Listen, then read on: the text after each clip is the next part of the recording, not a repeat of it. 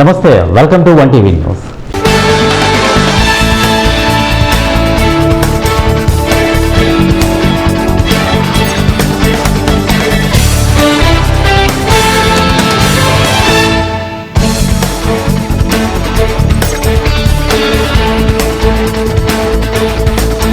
కర్నూలు జిల్లా మంత్రాలయం కౌతాల మండలంలో ఊరుకుంద ఈరన్న స్వామి పుణ్యక్షేత్రంలో భక్తులతో సందడి నెలకొంది. ఇక గురువారం కార్తీక మాసం చివరి రోజు అమావాస్య కావడంతో భక్తులు భారీ సంఖ్యలో తరలివచ్చారు. భక్తులు తుంగభద్ర దిగువ కాలువలో స్నానాలు ఆచరించి స్వామివారి దర్శనం కోసం బారులు తీరారు. భారీ సంఖ్యలో భక్తులు తరలి రావడంతో ఇబ్బందులు కలగకుండా డిప్యూటీ కమిషనర్ వాణి, పర్యవేక్షకులు వెంకటేష్, మల్లికార్జున తమ సిబ్బందితో చర్యలు చేపట్టారు. తాగునీటిలో సౌకర్యంలో పాటు నిత్యాన్నదాన సత్రంలో భక్తులకు భోజన సౌకర్యాలు కల్పించారు. స్వామివారిని దర్శించుకున్న విజయరాజు, శ్రీ లక్ష్మీ నరసింహ ఊరుకుంద ఈరన్న స్వామిని అనంతపురం జిల్లా గుంతకల్ సమీపంలోని నెట్టెకంటి ఆంజనేయ స్వామి దేవాలయం డిప్యూటీ కమిషనర్ విజయరాజు దర్శించుకున్నారు. ఇక విజయరాజు గతంలో ఇక్కడ పనిచేసి బదిలీపై వెళ్లారు. ఆయనకు దేవాలయ అధికారులు పూర్ణ కుంభంతో స్వాగతం పలికి దేవాలయంలో ప్రత్యేక పూజలు చేయించారు. శాలువా, పూలమాలలతో సన్మానించారు.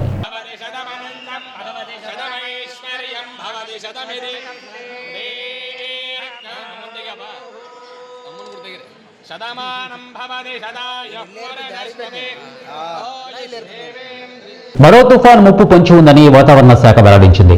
తుఫాను ప్రభావంతో ఈ నెల 26వ తేదీ నుంచి కోస్తా, రాయలసీమల్లో భారీ వర్షాలు కురుస్తాయని అంచనా వేశారు. తుఫానుకు యునైటెడ్ అరబ్ ఎమిరేట్స్ సూచించిన సెన్యార్గా నామకరణం చేయనున్నారు. ఈ విషయాన్ని ఐఎండీ అధికారికంగా ప్రకటించాల్సి ఉంది. ఈ నెల 26వ తేదీ నుంచి 29 వరకు తొలుత రాయలసీమ, దక్షిణ కోస్తా, ఆ తర్వాత ఉత్తర కోస్తాలో వర్షాలు కురుస్తాయి.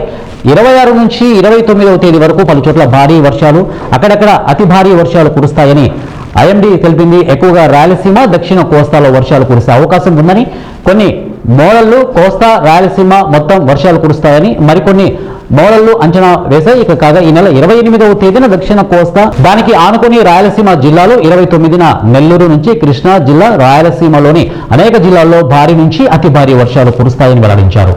తుఫాన్ కాకినాడ, మచిలీపట్నం మధ్య తీరం దాటే అవకాశం ఉందని, అయితే సముద్రం ఉపరితల ఉష్ణోగ్రతలు ఉత్తరాది నుంచి వీచే చలిగాలుల ప్రభావం చూపుతాయని, అప్పుడు తీరం దాటే ప్రాంతంలో మార్పులు ఉంటాయని తెలిపారు. కోస్తా, రాయలసీమల్లో అనేక ప్రాంతాలపై ప్రభావం ఉంటుందని స్పష్టం చేశారు.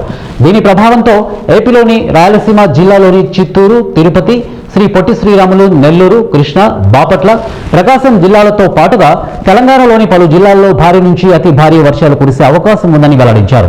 ఎన్టీఆర్ జిల్లా తిరువూరు నియోజకవర్గం గంపలగూడెం మండల ప్రజా పరిషత్ కార్యాలయం ఆవరణలో ఏర్పాటు చేసిన ప్రజా దర్బార్ కార్యక్రమానికి ముఖ్య అతిథిగా ఎమ్మెల్యే కొలికపూడి శ్రీనివాసరావు హాజరయ్యారు. ప్రజా దర్బార్కి భారీగా తరలి వచ్చిన ప్రజానికం వారిచ్చిన అర్జీలను తీసుకుని వారి సమస్యను ఓపికతో విని తక్షణమే సంబంధిత ఆయా శాఖల అధికారులను పిలిచి వాటిని పరిశీలించాలని అధికారులను ఎమ్మెల్యే కొలికపూడి శ్రీనివాసరావు ఆదేశించారు.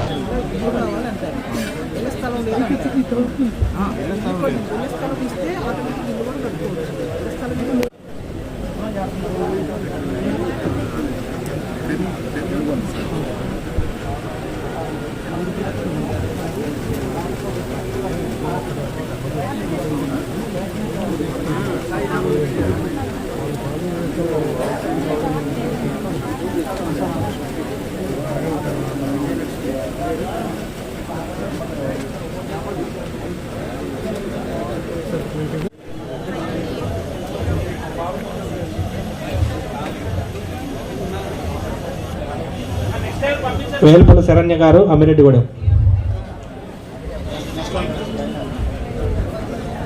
పైడిమర్ల జయలక్ష్మి గారు. శ్రీ సత్యసాయి శత జయంతోత్సవాల్లో భాగంగా పోరుమామిల్ల గ్రామంలోని శ్రీ సత్యసాయి మందిరంలో కమిటీ ఆహ్వానం మేరకు మాజీ పంచాయతీరాజ్ అండ్ రూరల్ డెవలప్మెంట్ ప్రభుత్వ సలహాదారు పోతిరెడ్డి నాగార్జునరెడ్డి పాల్గొన్నారు.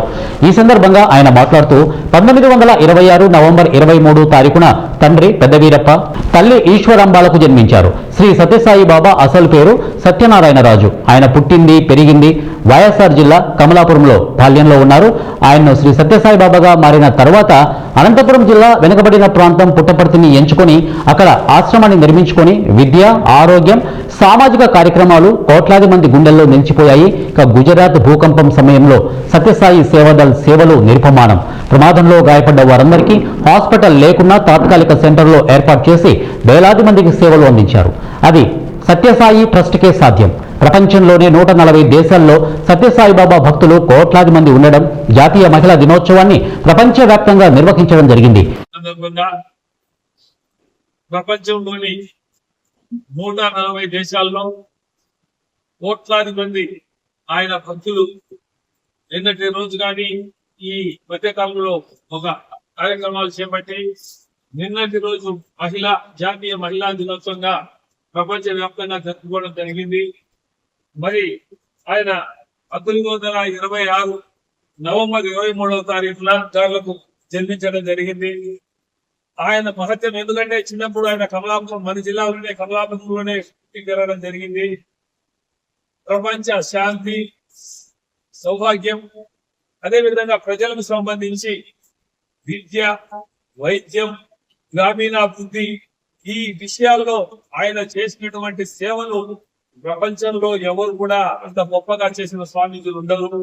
ఎందుకంటే ఈ కలియుగం మనం చూస్తున్నదా ఒక ప్రత్యక్ష దైవంగా ప్రజలకి సాయిబాబా గారి దగ్గరికి అనేక మంది దేశ అధ్యక్షులు, ఇతర దేశ అధ్యక్షులు, మన దేశ అధ్యక్షులు, మన ప్రధానమంత్రులు ఎన్నో సంవత్సరాల నుంచి కూడా ఆయన కోసం రావడం జరుగుతూ ఉంది. మరి నిన్నటి రోజు ప్రధానమంత్రి గారు, మరి ముఖ్యమంత్రి గారు కూడా అక్కడ వచ్చి పుట్టపర్తిలో ఆయన స్మరించుకోవడం, రేపు 23వ తారీఖు రాష్ట్రపతి గారు రావడం జరుగుతూ ఉంది. కాబట్టి ఆయన గురించి ఎంత చెప్పినా కూడా తక్కువే అవుతుంది. కాబట్టి మనం కూడా నేర్చుకోవాల్సింది ఏమంటే ఆయన మన అనంతపురం జిల్లా పుట్టపర్తిలో అక్కడ ఎందుకంటే అది ఒక ఎడారి కరువు ప్రాంతం, అక్కడ ఆయన అక్కడ నిర్మించి హాస్పిటల్లో పెట్టి అనేక కార్యక్రమాలు, విద్యా సంస్థలను పెట్టి బెంగళూరులో కావచ్చు కార్యక్రమాలు చేయడం జరిగింది. గుజరాత్ లో భూకంపం వచ్చినప్పుడు అక్కడ బిల్డింగులు లేవు హాస్పిటల్ సంబంధించి, ఇక్కడి నుంచి డాక్టర్లు పోయి అక్కడ మొబైల్ అక్కడ ఏర్పాటు చేసి వాళ్ళందరికీ కూడా ప్రాణభిక్ష పెట్టినటువంటి మహానుభావుడు మన సాయిబాబా గారు అని చెప్పేసి నిన్నటి రోజు ప్రధానమంత్రి గారి ఆయన చెప్పడం కూడా జరిగింది. ఒరిస్సా వరదల్లో వేలాది మంది సర్వస్వం కోల్పోతే అక్కడ కూడా మన కర్నూలు జిల్లా మంత్రాలయం నియోజకవర్గం కౌతాలం మండల పరిధిలోని తిప్పలదొడ్డి గ్రామ సమీపంలో పెద్దకొండపై 12 జ్యోతిర్లింగాలు ప్రతిష్టాపన కార్యక్రమం చేపడుతున్నట్లు పంపారెడ్డి తాత పేర్కొన్నారు. ఈ సందర్భంగా వారు మాట్లాడుతూ శివుడి ఆజ్ఞతో భక్తులు అందరూ సంతోషంగా ఉండాలని, వారు కోరిన కోరికలు నెరవేర్చాలని దృఢ సంకల్పంతో ఈ కార్యక్రమానికి శ్రీకారం చుట్టామన్నారు. ప్రతి అమావాస్య రోజు కొండపై భక్తుల సమక్షంలో అన్నదాన కార్యక్రమం నిర్వహిస్తున్నామని తెలియజేశారు. అందరి సహకారంతో ఈ మహోన్నతమైన కార్యక్రమాన్ని పూర్తి చేయడానికి భక్తులు సహాయ సహకారాలు అందించాలని ఆయన కోరారు. 12 జ్యోతిర్లింగాలు ప్రతిష్టాపన అయి ఇక్కడ మొట్టమొదటిగా సాక్షి లింగము, సాక్షి నందీశ్వరుడు కూడా ప్రతిష్ఠించడం జరగడమైనది. శ్రీ గురువర్యుల ఆశీస్సులతో, పెద్దల ఆధ్వర్యంలో కూడా ఇది ముందు కూడా దీనికి అందరూ కూడా భక్తాదులు కూడా పెద్ద ఎత్తున సహకరించి చాలా మహోన్నతమైనటువంటి ఈ యొక్క ప్రదేశంలో 12 జ్యోతిర్లింగాలు ప్రతిష్ఠించి సకల భక్తాదులకు కూడా కామధేను కల్పవృక్ష చింతామణిలాగా వారు కోరినటువంటి వరములు కూడా సిద్ధించాలని ఆకాంక్షిస్తూ ఈ 2 మాటలు శ్రీ గురువర్య 12 జ్యోతిర్లింగాలకి మేము ఇక్కడ ఒకరోజు స్వప్నంలో నాకు శివుడు అఘోర రూపంలో వచ్చి చేతి పట్టి నడిపించుకొని వచ్చేలా కనిపించింది. ఇక్కడ వచ్చిన తర్వాత ఈ ఎడ్జులు చూసుకుంటా రాత్రి నా కళ్ళలో ఆయన నన్ను చేతిపడు నడిపించేటప్పుడు కింద నేల చూసుకుంటూ నడిచినాను.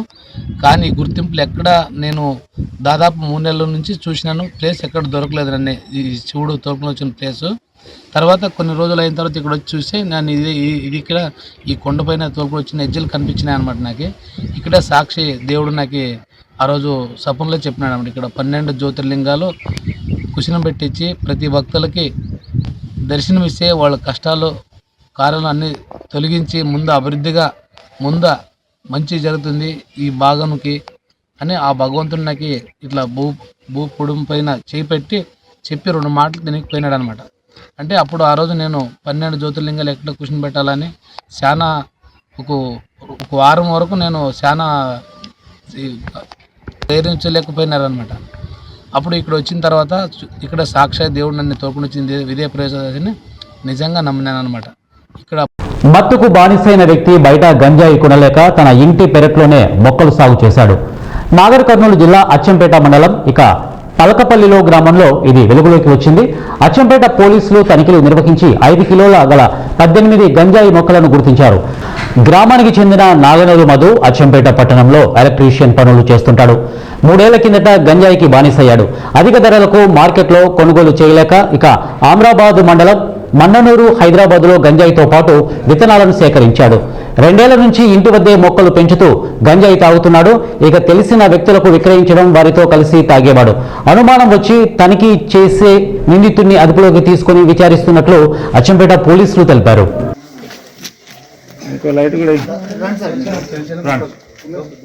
ఇంకో లైట్ ఎటుపోతున్నారు దగ్గరకు సార్ ఇంకేముంది సరే నీ ఇష్టం.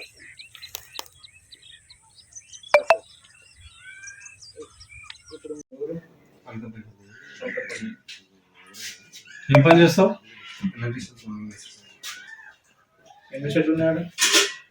మేడ్చల్ జిల్లా కీసరా సబ్ రిజిస్టర్ కార్యాలయంలో కోట్ల విలువ చేసే దొంగ డాక్యుమెంట్లను మహేష్ సృష్టించాడు.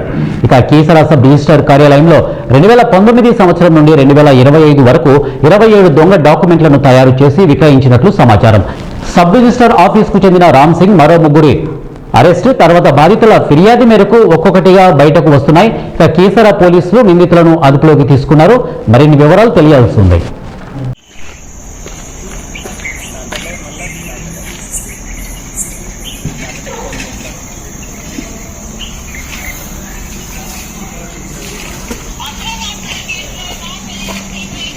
తెలంగాణ ఛత్తీస్గఢ్ బోర్డర్లో జరిగిన ఎన్కౌంటర్లో మావోయిస్టులు చనిపోవడం జరిగింది. చనిపోయిన వారిలో వజ్రపు కొత్తూరు మండలం బాతుపురం గ్రామానికి చెందిన మెట్టూరు జోగారావు ఎన్కౌంటర్లో మరణించారు. ఈ నేపథ్యంలో నిన్న జోగారావు మృతదేహాన్ని రంపచోడవరం ప్రభుత్వ ఆసుపత్రిలో పోస్టుమార్టం చేసి అతను స్వగృహానికి తీసుకుని వచ్చారు. జోగారావును చూసి గ్రామస్తులు, కుటుంబ సభ్యులు, స్నేహితులు, అభిమానులు అమర్ రహే జోగారావు, అమర్ రహే అని గట్టిగా నినాదాలు చేస్తూ కన్నీరు మున్నీరయ్యారు. ఇవాళ తెల్లవారుజామున మారేడుమిల్లి మండలం జిఎంవలస గ్రామం సరిహద్దు సమీపంలోని అటవీ ప్రాంతాల్లో పోలీసులకు మరియు మావోయిస్టులకు మధ్య జరిగిన ఎదురుకాల్పుల్లో మృతి చెందారు. మెట్టూరి జోగారావు మృతితో వజ్రపు కొత్తూరు మండలం బాతుపురం విషాద ఛాయలు అలముకున్నాయి. బాతుపురంలోని మృతుడి సోదరి శేషమ్మ ఇంటి వద్దకు మాజీ మావోయిస్టులు అరుణక్క, ఈరోతు ఈశ్వరరావు, ప్రజా విప్లవ సంఘాల నాయకులు, సానుభూతి వర్కర్లు సానుభూతి పరులు చేరుకొని పరామర్శించి సంతాపం వ్యక్తం చేశారు. 35 సంవత్సరాలు అయింది నా తమ్ముడు వెళ్ళిపోయి. ఒక్కరోజైనా మా కోసం మేము ఎదురు చూసేవాళ్ళం. ఈ రోజుకి మాకు ఈ కబురు తెలిసిన వెంటనండి నా పేరు లీలా, నా తమ్ముడండి. నేను చాలా రోజుల నుంచి మా ఇద్దరం కలిసి ఉండేవాళ్ళండి. నాకు అక్కడి నుంచి వెళ్ళిపోయి అక్క నేను ప్రజల కోసం పనిచేస్తాను అక్క నేను నాకు చెప్పేసి వెళ్ళిపోయాడు బాబు. అసలు ఈ రోజు నుంచి నా తమ్ముడు లేడంటే మాకు చాలా బాధ బాబు. మా తమ్ముడంటే మేము ఎంతో ప్రేమతో చూసాం బాబు. మాకు ఆ శవం ఇచ్చినట్టుగా ఉంటే మాకు మా ఊర్లో మా 2 ఊర్లో గవర్నమెంట్ కుటుంబం వాళ్ళు మా 2 ఊర్లో ప్రార్థిస్తున్నాము గవర్నమెంట్ మా తమ్ముడు మాకు భద్రాద్రి కొత్తగూడెం జిల్లా దమ్మపేట మండలం ముస్టిబండ జాతీయ రహదారిపై రోడ్డు ప్రమాదంలో టాటా ఎస్ వ్యాన్ ఆర్టీసీ బస్సును ఢీకొన్న ఘటనలో 2 కాళ్ళు చేతులు విరిగిపోయాయి. అశ్వారావుపేట నుండి సత్తుపల్లి వెళ్తున్న సూపర్ లగ్జరీ బస్సుని ముస్టిబండ అంతర్గత రోడ్డు నుంచి ఒక్కసారే జాతీయ రహదారిపైకి వచ్చిన టాటా ఎస్ వ్యాన్ బస్సును బలంగా ఢీకొట్టి ఎగిరి కరెంటు పోల్ని ఢీకొట్టింది. ఈ ప్రమాదంలో టాటా ఎస్ నుజ్జు అవగా బస్సు పాక్షికంగా దెబ్బతింది. కరెంటు స్తంభం విరిగిపడడంతో వైర్ కింద పడి విద్యుత్ సరఫరా నిలిచిపోయింది. వ్యాన్లో ఉన్న 2 కాళ్ళు చేతులు విరిగిపోగా క్షతగాతులను హాస్పిటల్కి తరలించారు. బస్సులో ప్రయాణికులు లేకపోవడంతో పెను ప్రమాదం తప్పింది. జాతీయ రహదారి రాకపోవడంతో రోడ్డుకి ఇరువైపులా వాహనాలు నిలిచిపోయి ట్రాఫిక్ అంతరాయం ఏర్పడింది. టాటా ఎస్ డ్రైవర్ నిర్లక్ష్యం వల్లనే ఈ ప్రమాదం జరిగిందని ప్రాథమికంగా తెలుస్తోంది.